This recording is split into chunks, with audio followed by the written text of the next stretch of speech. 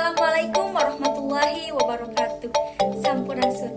Patepang deui sareng simkuring Uni Naila Zaki ti kelas 11 hiji dina acara Warta Sunda. Warta anu baris kapidangkun nyaeta banjir di RSUD Tasikmalaya. Rumah Sakit Umum Daerah Dr. Soekarjo Kota Tasikmalaya kakeum banjir akibat hujan gede nu ngaruksak dayem eta Sabtu 27 Januari 2024.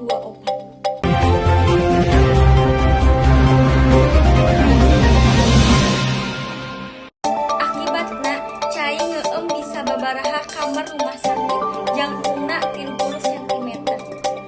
Kitu deui bagian handap ranjang pasien milu kakeum banjir. Aya sababaraha kamar perawatan rumah sakit umum daerah anu kondisina leuwih handap di permukaan jalan.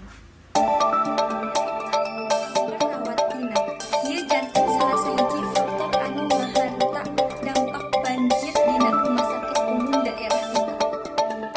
Pihak rumah sakit umum daerah Dr. Soekarjo geus dilentupan upaya pemulihan jeung evakuasi pikeun ngatasi dampak banjir ieu.